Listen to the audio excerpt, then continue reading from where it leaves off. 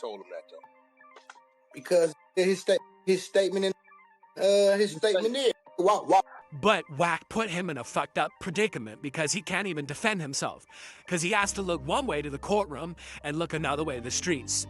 So he just stayed quiet on the entire situation.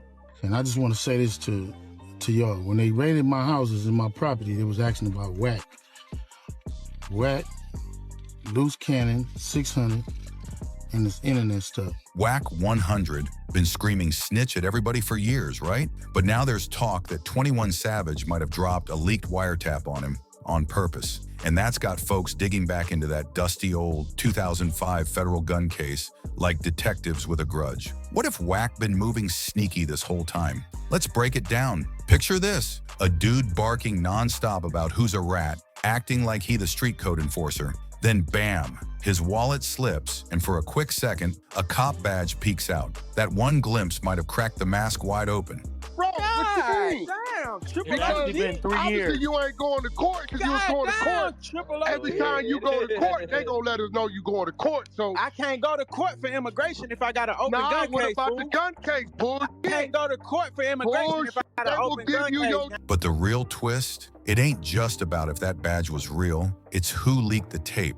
And people out here seriously saying 21 Savage dropped it himself, not by mistake either, like he'd been holding it, waiting for the perfect time to strike back. And can you even blame him? Wack been throwing shade on 21 for years, called him a rat, said he cut deals with ICE to keep his papers clean, even tried dragging him into that messy YSL situation. But through all of it, 21 kept his cool, threw a few words out here and there, but mostly stayed silent, stayed focused. So if 21 really hit the switch on that leak, that wasn't revenge to us, that was checkmate. Who that told him that though?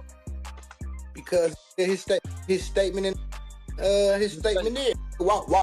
After years of Wack sneak dissing him all over Clubhouse, 21 clapped back without even talking. Like, yo, the silence was louder than any diss track.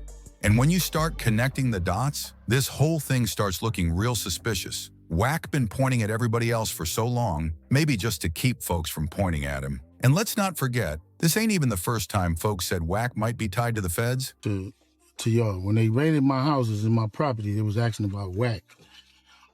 Wack, loose cannon, 600, and this internet stuff. Not long ago, Big U got slapped with RICO charges, but before he even turned himself in, he dropped a video calling out Wack 100 straight up, said Wack was working with the FBI, and that's when things got too strange. Before the news broke, before arrests were made, even before any paperwork hit the streets, Wack was already moving. He sent Big U's wife a message like it was a 911 call. So yeah, after you got that message, after you got the message, you hit up Big U's wife. You said, "Sis, 911. One sec, let me get solo." And you gave him a heads up. What I tell him? You said, "One sec, let me get solo. He needs to leave. Bad." In caps, all caps. He needs to leave. I said so bad, right? Yeah. Telling her he needed to leave now. Who does that before the cops even knock? That didn't feel like no favor. That felt like a setup. Dressed up like a warning. Like Wack already knew the raid was coming because he might have made the call. And get this, after Big U got locked up, Wack hit the internet talking slick, flipping the narrative, accused Big U of moving funny, even said he had a secret BlackBerry he used to talk to the feds. But instead of clearing the air, all Wack did was raise eyebrows. Folks started asking the real questions, like how does Wack always know who's getting picked up before it happens? Why is he always around the heat, but never getting burned? That message to Big U's wife, it didn't scream loyalty. It looked like someone playing both sides. That's when people started to look at Wack differently. Like maybe he ain't the street watchdog he pretends to be. Maybe he's more like a snake in plain sight. And let's talk about where this all might have started. Way back in 2005, word on the street is Wack and his brother got pulled over in Texas. Just a regular speeding stop. Cops walk up. Going through it. I said, yeah, I don't know nothing about this. He said, man, y'all too tight. I see Big U signature. I see other signatures. I'm reading it. And what shook me was the police issued device to communicate with law enforcement in form of a BlackBerry. Ask the usual. Wack tells them they headed to a funeral in Oklahoma. Officers asked to search the car. Wack says no. So they bring out the K9 unit. That dog goes off. Next thing you know, they find a loaded shotgun, a rifle, and a pistol all stashed up in the whip. But here's the part that don't sit right. Both Wack and his brother were already convicted felons. That's automatic federal time. No talking, no debating. A bust like that ends people's careers before they even start. But somehow, Wack posts bail and slides right back to LA like nothing ever happened. Then, 2 whole years of silence. No court dates, no mugshots, nothing. Then out of nowhere, case dismissed. And not because of bad evidence or some paperwork slip, it just vanished. The court literally wrote that Wack's case got dismissed. Give you some time, I don't know, 24 hours, 12 hours, 5 hours, 6 hours, 1 hour, I don't know. I'm gonna give you some time though, Gunner, for you to go ahead on and confess. In the interest of justice. Now, anybody who really knows how the system moves, especially with felons caught packing heat, knows that line don't just pop up for fun. That ain't a get-out-of-jail-free card. That usually means someone gave something up, something big. Later on, Wack tried to spin it, claiming the whole thing got thrown out because of an illegal search. But that was straight cap. The court docs were public, and guess what? No mention of a bad search, no errors, nothing shady on the cops' end. The case was just dismissed, quick and quiet, like the whole thing never happened. And that timing, that's what really makes folks uneasy. Because not long after Wack's case just disappeared into thin air, Suge Knight, his former boss over at Death Row, started getting pressed hard by the feds. According to reports from The Hollywood Reporter, Suge's name landed right on a gang injunction list. Kind of like the 21 Savage situation. Wack 100 tried to say he was a snitch because of something that he was involved in where he gave a statement. We don't know what was said in that statement. He could have lied in that statement. But if 21 came out and said, I lied, then they could have used that in his visa, court process to deny him. Oh, we got him admitting that he lied in the statement to the police. So 21, he has the citizenship now, I think. Is that the news just came out with, so congrats to him. Yeah. His whole inner circle got hit with wiretaps, raids, investigations. Names were flying all through that paperwork, but not Wack's. Not a single mention. Nothing. Then came that wild kidnapping case tied to Shaq. Remember that? The Main Street Crips got snatched up, and right there in the transcripts, a dude named Back popped up, leaving voicemails, making suspicious calls. And people in the streets been saying for years, Back was really Wack 100 under a different name. Fast forward to now, and Wack is everywhere, running his mouth online, pointing fingers at Gunna, BG, Brick Baby, 21 Savage, and even Jay Diggs, acting like he's the street's moral referee or something. But if we're being honest, that 2005 gun case does not line up with the image he keeps pushing. 3 loaded illegal weapons in the car and a past felony record? You don't walk away from that unless you either got divine luck or you gave something up. And now when people see that leaked clip where what looks like a police ID flashes out of Wack's wallet almost 2 decades later, everything starts clicking. The badge, the weird timing, the vanishing case. And that one question that never really got answered. But Wack put him in a fucked up predicament because he can't even defend himself. Because he has to look one way to the courtroom and look another way to the streets. So he just stayed quiet on the entire situation. What did Wack trade to walk away so clean? And that's the coldest part. Wack built his whole identity off being a real one. Someone who stands on street code. But the crack's been showing for years. His favorite word? Snitch. That's his go-to insult. Soon as a rapper takes a deal or gets arrested, Wack's first on Clubhouse screaming he folded. He did it to Gunna, claimed he had a whole 2-hour interrogation video, and threatened to leak it if Gunna didn't tell the truth. But guess what? He never dropped anything. Not one clip. Just talk. Then he came for BG, a man who already did over a decade and didn't fold once. Wack said BG snitched too. Like Birdman been on my ass about 21 Savage, almost to a point where I'm damn near jealous, man. He and Wack, that's family, man. Savage family, man. You a G. So what if you stepped out of line a little bit? You know he family. You didn't told me you fucked with him. I told you I love the little nigga to death. You supposed to swallow that and dealt with that different. Like he had another one, Birdman, they been on my ass about. But me and Savage spoke the same day. After the fact, I think what it was somebody had already told me Savage had a distaste for something I did. And I wasn't tripping, so when they pinged him to the room, they told me he was down there. I'm like, yo, bring him up. And so I'm under the impression I'm just gonna ask him, yo, Savage, what's the issue? He gonna tell me, and we're gonna have a conversation, because we both have mutual respect for one another, right? But he kind of told me somebody had fed him some other shit. You know what I mean? To where when he came into the room, he was all ready. But there was no paperwork, no proof, nothing. BG's own cellmate even stepped in to vouch for him, said he kept it solid the whole way through. But did Wack stop? Nope. He kept on talking with zero receipts. And yeah, on the surface, to people who ain't really paying attention, it looks like Wack is upholding some kind of street justice. But the ones watching closely, they starting to see the game. Wack's the loudest when the heat's on him. Every single time it looks like things might circle back, he starts pointing fingers elsewhere. Classic distraction move. And let's not forget, Wack records everything. That's not how the real ones move. You don't tape every convo unless you plan to use it later, or hand it over to someone. People noticing that too now. And it gets even shadier. Some of the rappers Wack brought on Clubhouse ended up getting locked up later. Like Loose Cannon, he got on there, ran his mouth too much, and boom, caught a case. Wack's setup starting to look real strategic. Folks asking if he was baiting these dudes to talk reckless on purpose. On charge, because he was thinking something totally different. So, so what's triggered him off? Little nigga, little gangster, little punk. So, he figured somebody saying this and saying these things about it. He coming in the room, he dealing with the shit head on. Right, I get it, understand it now. So we had a conversation in one of his rooms.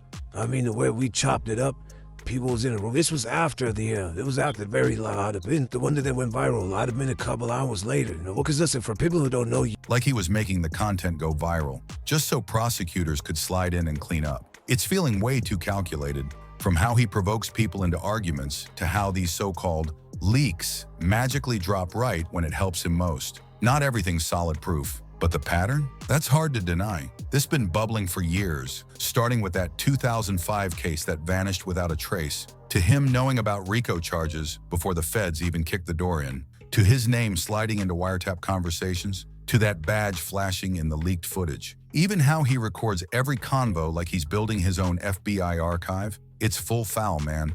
Full foul. This don't just look messy, it looks strategic. And now the more folks rewind the timeline, the more it's looking like Wack been hiding in plain sight this whole time. Because think about it, if all those rappers he's calling out were really snitching like he claims, we'd see paper trails, we'd see docs. But the only one that keeps popping up in shady situations where cases disappear, people get exposed, and the feds come in too prepared is him. That's why this ain't just some is he or isn't he a Fed convo. It's deeper. It's about asking, what if he really is? What does that say about who we've been listening to, who we've been giving platforms to? Folks might clown about it online, but this ain't no joke. And here's the wild part.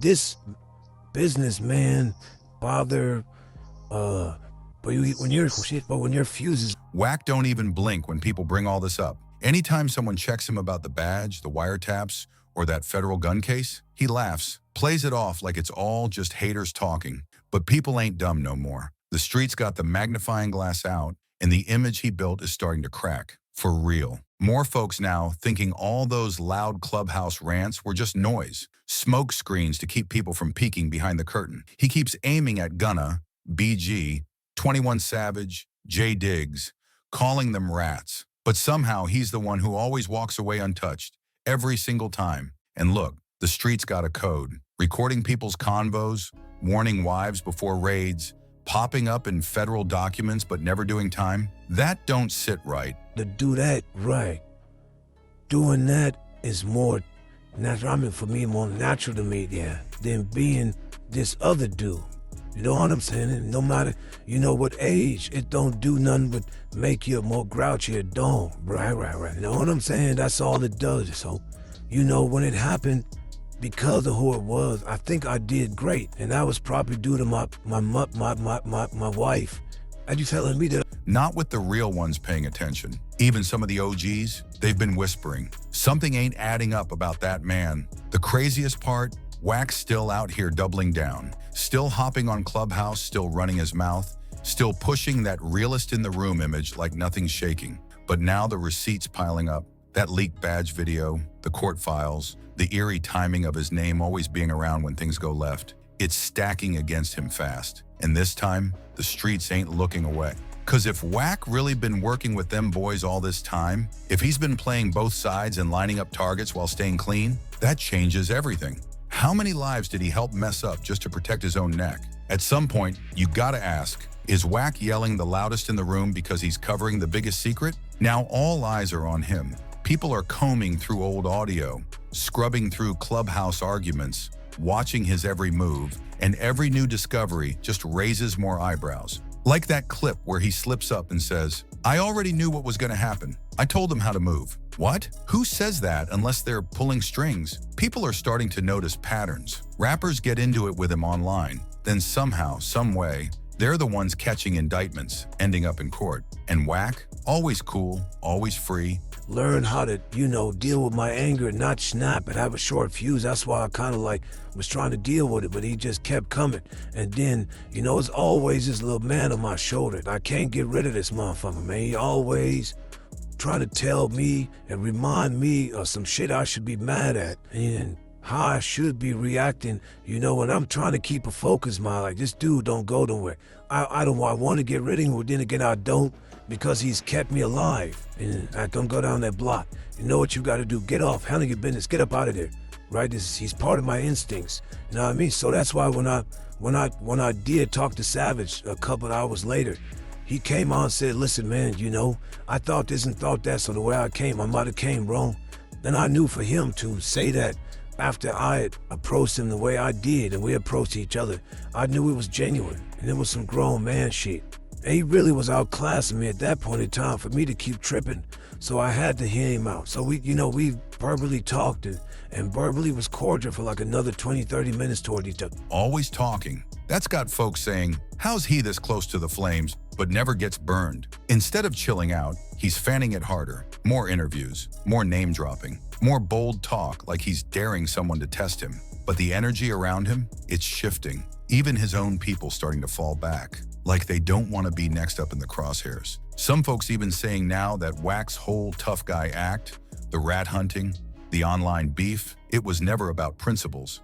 It was always about control, a way to stay untouchable while letting others take the hits. Whispers turning into straight-up accusations. And now people are saying Wack might have been playing both sides for years. One dude who used to roll with him even claimed Wack coached him on what to say, told him to leave out certain names, and warned him to act dumb if anyone asked questions. That's not just shady, that sounds like setup moves. And now folks are pulling receipts from the past, like how some beef suddenly disappeared when Wack got involved, or how charges on his people vanished overnight, while others got taken out hard. It's painting a picture of someone moving like a chess master, staying 10 steps ahead while everyone else thought it was just noise. Meanwhile, Wack keeps posting like none of this touches him, but even his own circle's starting to act different. Quiet on live streams, avoiding his name in rooms. People watching, asking, how deep does this go? How many people took the fall just so Wack could stay clean? Even the blogs and podcasts that once hyped his clubhouse drama are switching up.